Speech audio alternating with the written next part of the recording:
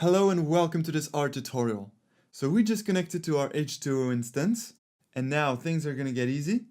That's another reason why this H2O package is great, because in a few lines of code we're going to be able to build a complex deep learning model, and it will be very simple. We will just use one function and then input different parameters. I'm going to first define our classifier that I call classifier, then equals, then that's where we use the H2O function. So to take this function, we need to take first the H2O package, and then the function that we're going to use right now is one of the functions here. And you are going to like the name of this function since it is called deep learning. So dot here, and then D, E, and here it is, deep learning. That's the function we'll use to build our deep learning model. Pressing enter, and here we go. Now we just need to input the different arguments. So what I'm going to do now is go here and press F1 to have a better look at all the arguments of this H2O deep learning function. So let's see. Let's scroll down here to find the arguments, and here we go. So the first argument is x, a vector containing the character names of the predictors in the model. That's actually not a required argument. We don't need to input it, so we'll move on to the next one. So the next one is y, the name of the response variable in the model. So we will have to use this one because actually the next argument is training frame, and this training frame argument is basically the training set. That means that for this training frame argument, we'll input our training set here. And since the training set contains both the independent variables and the dependent variable, we need to specify with this y argument here what is the dependent variable in this training frame that is our training set. And so with these two informations, training frame and y, the model will then understand what is the training set, what are the independent variables, and what is the dependent variable. So let's start by inputting these two arguments.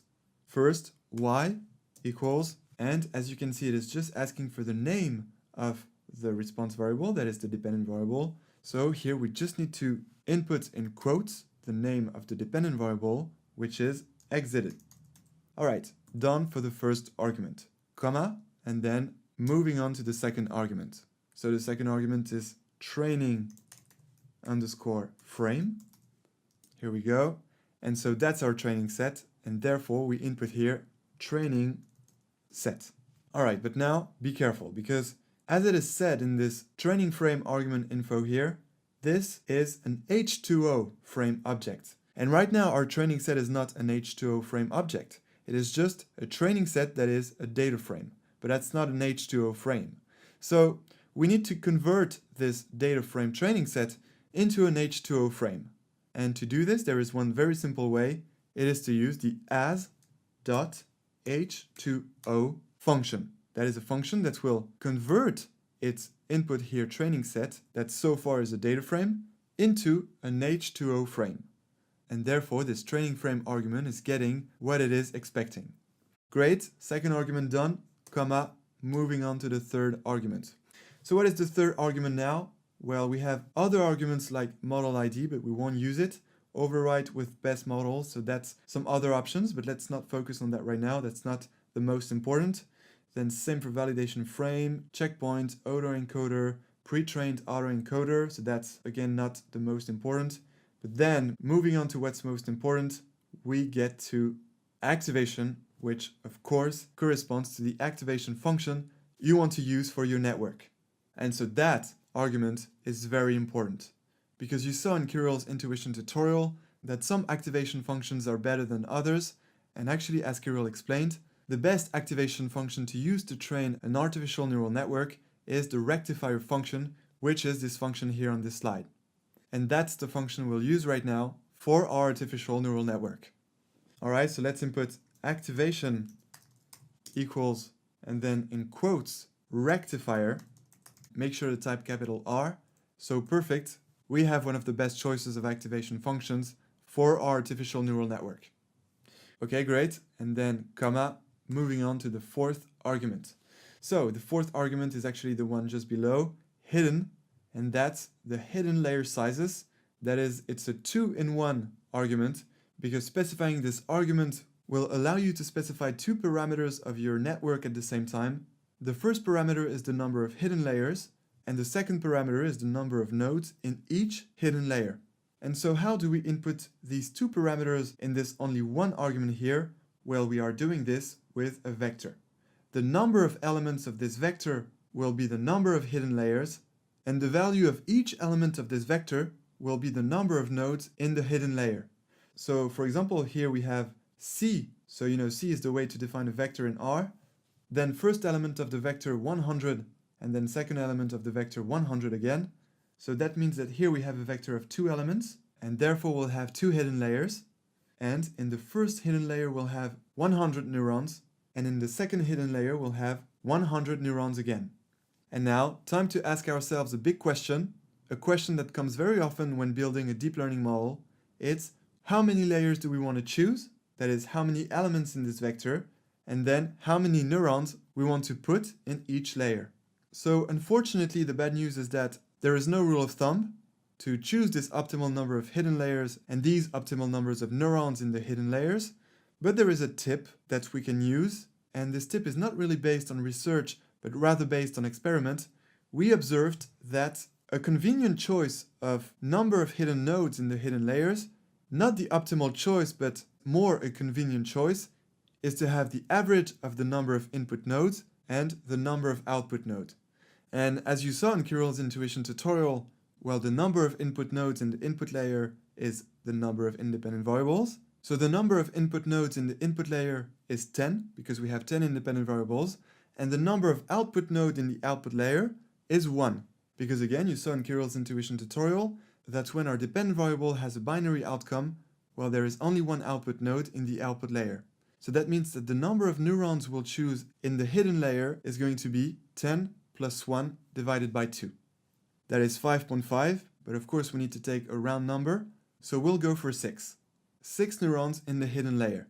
And so now, to be honest, we are not working with some complex data set, like for example images, to find some patterns in the pixels. Here we have a simple data set with some independent variables and one dependent variable, and there is no spatial structure in this data set like it is the case for images. So to be honest, we don't need many hidden layers. In fact, I'm pretty sure our ANN model would work very well with only one hidden layer. But hey, since we are in the deep learning part, let's go for 2 hidden layers. That will not be this kind of deep learning model, but that will be a start. Alright, so let's input these layers with the neurons inside. So I'm going to add the hidden argument. Here we go. And so as you understood, we need to specify these numbers of layers and these numbers of neurons in the layers with a vector. So C parenthesis. Then the first element of this vector is the number of neurons in the first hidden layer. So we said 6, then comma. And then the second element of this vector is the number of neurons in the second hidden layer. And so let's pick 6 as well. Keep in mind that in part 10 we will be able to improve these choices of parameters thanks to parameter tuning techniques like k-fold cross-validation. But for now, let's just focus on deep learning. Okay, good. So that's it for this hidden argument. And so now let's move on to the next argument. The next argument is going to be the one just below hidden, that is epochs. So that is, of course, the number of epochs in the stochastic gradient descent algorithm. We actually have a good description here. The number of epochs is how many times the dataset should be iterated. If we go back to our intuition slide about the stochastic gradient descent algorithm, well, we can see this number of epochs here in step 7. When the whole training set completed all the steps from 1 to 6 passing through the ANN, well, that makes an epoch, and we redo many more epochs. So this number epochs here is this number of times we are repeating the whole process of steps 1 to 6 for the whole training set, either by updating the weights after each observation or by updating the weights after each batch of observations, for example 10 observations. So let's add this epochs argument here. Here we go. And as in Python, we're going to input 100 epochs. Great. And now we have one final argument to input, that is actually the one just below again, train samples per iteration. So what is that? You might have guessed what it is. Well, first the description says that it's the number of training samples per map-reduced iteration, but more simply, that is your batch size. That is the number of observations after which you want to update the weights. So this number can be 1 if you want to update the weights after each observation passing through the ANN, and in that case that's called reinforcement learning, exactly as we saw in part 6 reinforcement learning. Or this number can be more than 1. That is, for example, when the weights are updated after each batch of 10 observations passing through the ANN, and in that case that is called batch learning. Okay, so let's input this argument. Train samples per iteration, here it is, pressing enter. And now the good thing is that we don't even need to choose a batch size, because as you can see we have these 3 parameters, 0, -1 and -2. And as you can see, this -2 value is very practical, because by specifying -2 here, this will auto-tune your artificial neural network. And that corresponds to the third reason why H2O was to me one of the best packages. It's because it gives you the option to already apply some parameter tuning. Parameter tuning can be way more complicated, but here we have this great tool that will already help us to improve the model. So let's definitely input -2 here, and actually now our artificial neural network is ready. That's all the parameters we need to build our artificial neural network, and we even have some parameter tuning, so we have everything we need and even more than we need. Therefore, let's do it. I'm going to select all these lines here that will create the classifier. And now I just want to say something important. For those of you who follow the Python tutorials, well, you saw that training the ANN took quite a while. It took about 1 minute, if I remember correctly. And that was because we used our CPU on our system. But here we are connected to a server, and so we have access to a powerful system using this H2O instance, and therefore you will see how the model is going to be trained much faster. We're going to see that right now. I'm going to execute. Ready? 3, 2, 1, go. And that's it. That's already ready. It took about 5 seconds. So that's pretty exciting to work with such powerful tools. I was very happy to show you this, and I hope that now you're convinced that with this H2O package, you are in good hands. So great. And now that our model is trained, time for the next step, making predictions on the test set. And that will be very interesting to do, to see the accuracy on new observations on which the model wasn't trained. So we'll see that in the next tutorial, and until then, enjoy machine learning!